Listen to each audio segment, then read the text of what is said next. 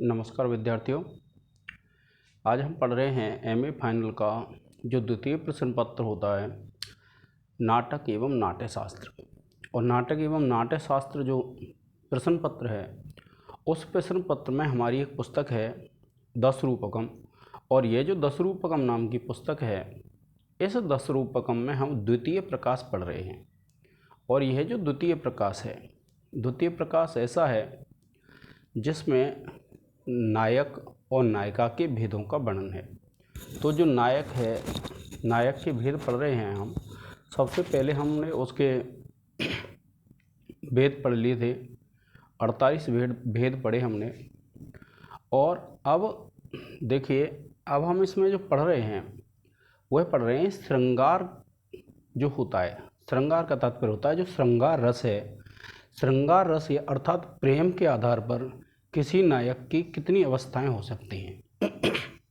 तो इससे पहले जब हमने पढ़ा कि जब कोई नायक होता है, उसकी मान लीजिए पहले से कोई नायिका है, और पहले से नायिका है और अगर उसके जीवन में कोई दूसरी नायिका आ जाती है तो पहली नायिका के प्रति जो उस नायक का व्यवहार होता है उसके आधार पर उसकी 4 अवस्थाएं हो जाती हैं, 3 अवस्थाएं हो जाती हैं, दक्षिण, सठ और दृष्ट। तो दक्षिण को हम पढ़ चुके थे। दक्षिण में आपने पढ़ा कि जब एक नायक के जीवन में पहले से एक नायिका विद्यमान थी और उसके बाद दूसरी नायिका आ गई, तो उस नायक के व्यवहार में पूर्व जो नायिका थी, पहली जो नायिका है, उसके प्रति कोई भी परिवर्तन नहीं आया। अर्थात जैसा व्यवहार उसका पहले था, उसका व्यवहार उसी प्रकार से बाद में रहा। और जब उसका व्यवहार उसी प्रकार से बाद में रहा तो देखिए वह कहलाया दक्षिण। अब क्या होता है, जो सठ नायक है, सठ नायक उसको कहते हैं जिस नायक की पहले से एक नायिका विद्यमान है, किंतु उसके जीवन में जब दूसरी नायिका आ जाती है तो उसके व्यवहार में ऐसा परिवर्तन होता है कि जैसे मान लीजिए कि उस नायक ने अपनी पूर्वा नायिका के प्रति आलिंगन किया हुआ है, और अगर दूसरी नायिका आ जाती है तो उसका आलिंगन ढीला पड़ जाता है, शिथिल हो जाता है। तो ऐसा जब व्यवहार होता है, यानी पूर्वा नायिका के साथ उसका जो व्यवहार है, जो दूसरी नायिका आ जाती है तो उसमें जो बदलाव आ जाता है, तो ऐसा जो नायक होगा श्रृंगारिक चेष्टाओं के आधार पर, वह कहलाता है आपका सठ नायक। तो देखिए क्या कहा है कि गूढ़ कहते हैं छिपा हुआ, विप्रिय कहते हैं अप्रिय को। गूढ़ विप्रिय कृत सठ, कि जो अपनी पूर्वा नायिका के प्रति छिपे हुए रूप में अप्रिय करता है, छिपे हुए रूप में गलत कार्य करता है, वह सठ नायक कहलाता है।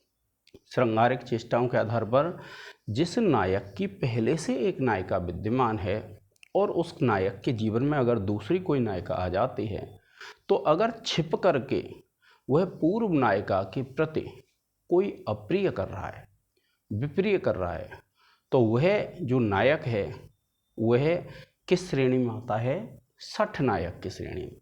सठ नायक उस नायक को कहते हैं जिस नायक की पहले से एक नायिका विद्यमान है, फिर उसके बाद दूसरी नायिका उसके जीवन में आ जाती है, तो वह पूर्व जो नायिका है उसके प्रति छिप करके अप्रिय करता है, विप्रिय करता है, तो ऐसा नायक कहलाएगा आपका सठ नायक।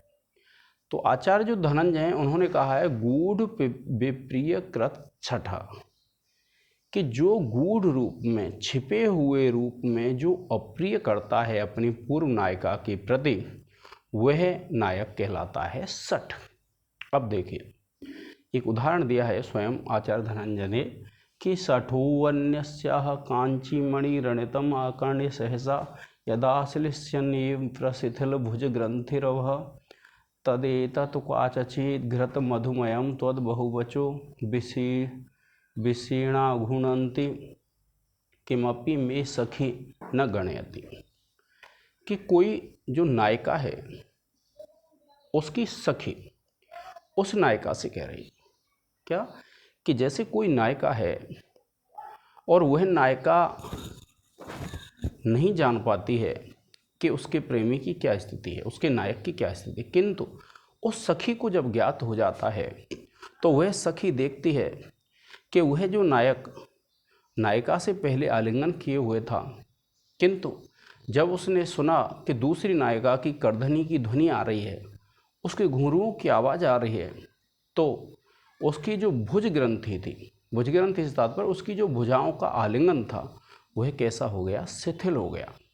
किंतु वह नायिका कहती है, नायिका की सखी कहती है कि इस बात को मैं किससे कहूँ, क्यों, क्योंकि जो नायिका है उससे नायक घी और मधु से युक्त चिकनी चुपड़ी बातें करता है, तो वह जो नायिका है वह उस पर विश्वास किए हुए है और विश्वास में अंधी है, उसको यह ज्ञात नहीं है कि वह विपरीत कर रहा है। तो इसलिए उसकी सखी कह रही है नायिका की, देखिए कि सठो अन्यस्याः, कि जो सठ है, अन्यस्याः कहते हैं दूसरी जो नायिका थी, कांची मणि, कांची कहते हैं करधनी को, क्योंकि महिलाओं का एक आभूषण होता है करधन, तो कांची मणि रणित, यानी जो करधनी होती है उसकी में जो लगी हुई मणियाँ होती हैं उसकी रणित, रणित कहते हैं उसकी ध्वनि, उसके बजने को आकर्ण्य सुन करके सहसा, सहसा कहते हैं अचानक, क्या कहा कि सठो अन्यस्याः, कि जो अन्य है ऐसी कांची मणि रणितम आकर्ण्य, कांची कहते हैं जो करधनी होते हैं, मणि उसकी मणियों के, रणित कहते हैं बजने को, आकर्ण्य सुन करके सहसा अचानक, यद आश्लेष्यनेव, कि जिसने आलिंगन कर रखा था, ऐसे ही प्रशिथिल भुज ग्रंथि अभव, उसकी जो भुजाओं की ग्रंथि थी, यानी उसका जो कठोर आलिंगन था, प्रशिथिल, वह कैसा हो गया, शिथिल हो गया, प्रकृष्ट रूप से शिथिल हो गया। भुज ग्रंथि, भुजाओं की जो ग्रंथि थी, भुजाओं की जो गांठ थी, ऐसे जो आलिंगन कर रखा था, वह आलिंगन कैसा हो गया, शिथिल हो गया, ढीला हो गया।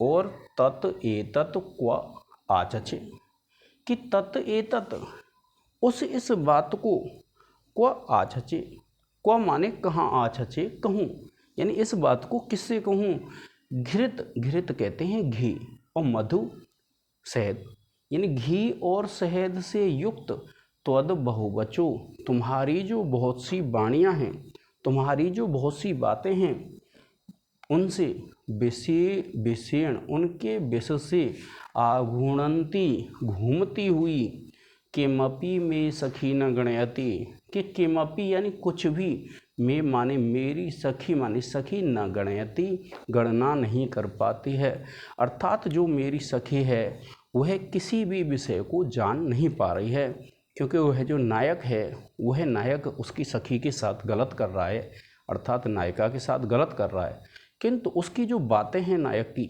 उन बातों के कारण, यानी चिकनी चुपड़ी, यानी घी और शहद से युक्त जो बातें हैं, उनके विष से, उनके विष से प्रभावित होती हुई, अर्थात उसकी चिकनी चुपड़ी बातों से प्रभावित होती हुई, उसकी जो सखी है अर्थात जो नायिका है वह इस चीज़ को गिन नहीं पा रही है, अर्थात उसको इसका बिल्कुल भी एहसास नहीं है कि वह नायक उसके साथ क्या कर रहा है, विप्रिय कर रहा है, अप्रिय कर रहा है। तो ऐसा जो नायक है विद्यार्थियों, एक बार पुनः देख लें, जो नायक अपनी पूर्वा नायिका के प्रति छिप करके बुरा करता है, छिप करके अप्रिय करता है, छिप करके विप्रिय करता है, तो वह नायक श्रृंगारिक चेष्टाओं के आधार पर, श्रृंगार रस के आधार पर क्या कहलाता है, वह कहलाता है आपका सठ नायक। और अब हम पढ़ेंगे सठ के बाद किसको, दृष्ट को। आप इसका एक स्क्रीनशॉट ले लें।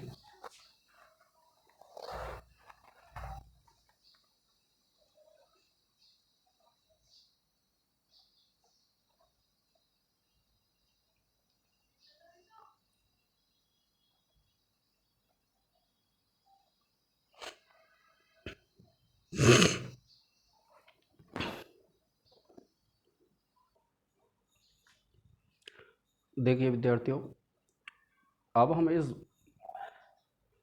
में पढ़ेंगे दृष्ट जो नायक है कि दृष्ट नायक कैसा होता है। आप इसका एक स्क्रीनशॉट ले लें, क्योंकि कभी कभी सूर्य का प्रकाश पड़ने से यह स्पष्ट दिखाई नहीं देता है। तो देखिए, जो ऐसा नायक होता है, स्थिति एक ही है, जिस नायक की पहले से नायिका विद्यमान है और उसके जीवन में कोई अन्य नायिका प्रवेश कर जाती है, तो वह जो नायक है, कैसा नायक, जैसे कोई नायक अपनी दूसरी नायिका से मिल करके आया है, और मान लीजिए वह मिल करके आया है, जब वह जो नायिका है उसने गले में आलिंगन किया होगा, तो उसके गले में भुजबंध का चिन्ह है, उसके नेत्रों पे उसने चुम्बन किया होगा तो उसके नेत्रों पे पान के चिन्ह हैं, क्योंकि पान से मुंह लाल रहता है, तो उसके पान पर पान के चिन्ह हैं। ऐसे जो अनेक जो चिन्ह हैं जिससे ये प्रतीत होता है कि वह जो नायक है किसी अन्य नायिका से मिलकर के आया है, अर्थात उसके जीवन में कोई दूसरी नायिका है। तो ऐसा जो नायक होता है जिसके अंगों से ही यह प्रतीत हो जाए कि उसके जीवन में कोई दूसरी नायिका है, तो ऐसा नायक कहलाता है धृष्ट नायक। क्या कहेंगे उसको? श्रृंगारिक चेष्टाओं के आधार पर। ऐसे नायक को श्रृंगारिक चेष्टाओं के आधार पर कहते हैं हम धृष्ट नायक। क्या कहा? व्यक्त अंग वैकृतो दृष्टो, व्यक्त हो जाए, प्रकट हो जाए, पता चल जाए, अंग वैकृतो, अंगों की विकृति अगर व्यक्त हो जाए, प्रतीत हो जाए, तो ऐसा जो नायक होता है उसको क्या कहते हैं? धृष्ट नायक कहते हैं। जैसे कोई नायक अपनी नायिका से मिलकर के आया है, ऐसा ही ये उदाहरण है। क्यों? क्योंकि जो नायिका हैं अपने पैरों में महावर लगाती हैं, जिसको क्या बोलते हैं? लाक्षारस बोलते हैं। तो जब कोई नायक अगर अपनी नायिका से मिलकर के आएगा और उसके ये चिन्ह अगर उन चिन्हों को लेकर के आ जाए, तो फिर वह नायक क्या कहलाएगा? पहली नायिका के प्रति वो होगा धृष्ट नायक। इसमें ऐसा ही वर्णन है, ये जो श्लोक है, कि एक नायक है वह किसी दूसरी नायिका से मिलकर के आए और प्रातःकाल अपनी पूर्व नायिका के, पूर्वा जो नायिका है, पहली जो नायिका है, उस नायिका के पास आता है। और आता है तो उसकी स्थिति कैसी है कि लाक्षा लक्ष्म ललाट पट्टम अभितः, कि लाक्षा कहते हैं जो महावर होती है, क्योंकि जो महिलाएं होती हैं वह श्रृंगार में अपने पैरों में महावर लगाती हैं, लाक्षा रस बोलते हैं उसको। तो लाक्षा लक्ष्म यानी जो महावर है उसका लक्ष्म, लक्ष्म कहते हैं उसका चिन्ह। ललाट, ललाट कहते हैं माथे को। पट्ट अभितः यानी माथे के दोनों तरफ क्या है? उस जो नायिका है दूसरी जो उसके जीवन में आई है, उसके महावर के चिन्ह उसके कहाँ हैं? मस्तक पे दिखाई दे रहे हैं। अभितः कहते हैं दोनों ओर। तो क्या कहा? लाक्षा लक्ष्म यानी जो महावर है उसके चिन्ह ललाट पट्टम अभितः, उसके मस्तक पर दोनों तरफ दिखाई दे रहे हैं। और केयूर मुद्रा गले, केयूर कहते हैं भुजबंध को। और जो भुजबंध है, क्योंकि उसने गले मिली होगी उसकी नायिका, तो जो भुजबंध है उसका चिन्ह कहाँ है? उसके गले में है। किसके में? उस नायक के गले में उस नायिका के भुजबंध का चिन्ह है। और वक्त्रे कज्जल कालिमा, और वक्त्रे मुख पर काजल की कालिमा है, यानी मुख पर क्या है? काजल के चिन्ह हैं।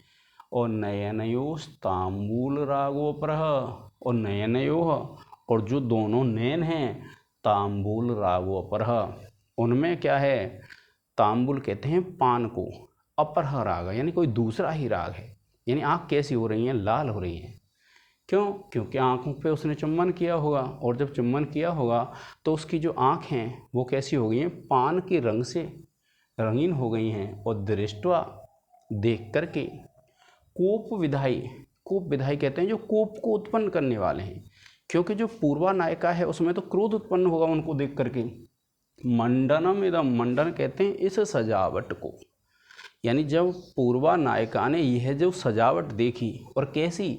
जो कोप को उत्पन्न करने वाली थी, जो क्रोध को उत्पन्न करने वाली थी, ऐसी जब सजावट उसने देखी तो प्रातः चिरम प्रेयसः, कि प्रातः काल, चिरम कहते हैं लंबे समय तक, अपने प्रेमी के इस सजावट को जब उस नायिका ने देखा तो लीला ताम्रसोदरे मृगदर्शः, कि जो लीला कमल था उसमें मृगदर्श, जो मृग के समान नेत्रों वाली थी, अर्थात जो नायिका थी, श्वासाह समाप्तिम गताः, उसकी जो श्वास हैं, उसकी जो सांसें हैं वह समाप्त हो गईं।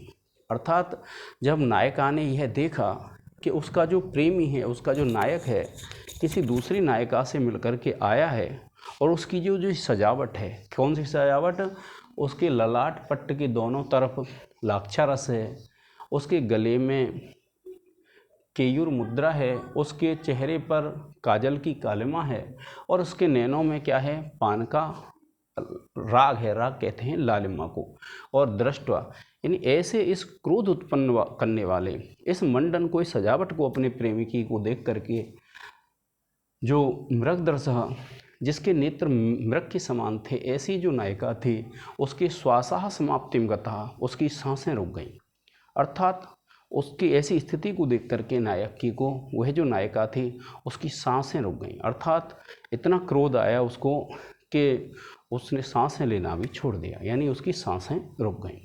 तो ऐसा जो नायक होगा, आपको ध्यान रखना है, जो नायक अपनी पूर्वा नायिका के पास अपनी जो नवीन नायिका है उससे मिलकर के अगर आया है, और उसके मिलने के अगर चिन्ह उस पर विद्यमान हैं, यानी उसके अंगों से ऐसा प्रतीत हो रहा है कि वह अपनी नायिका, मतलब किसी नायिका से मिलकर के आया है, तो ऐसे जिसके व्यक्त अंग व्यकृत प्रतीत हो रहा हो, तो ऐसे जो नायक है उसको कहते हैं हम धृष्ट नायक। कैसा, कि जो अपनी नवीन नायिका से मिलकर आया हो और उसके अंगों में उसकी विकृति प्रकट हो रही हो, तो वह जो पूर्व नायिका के प्रति आता है, और पूर्व नायिका के प्रति जो वह नायक है, वह क्या कहलाता है, धृष्ट नायक कहलाता है।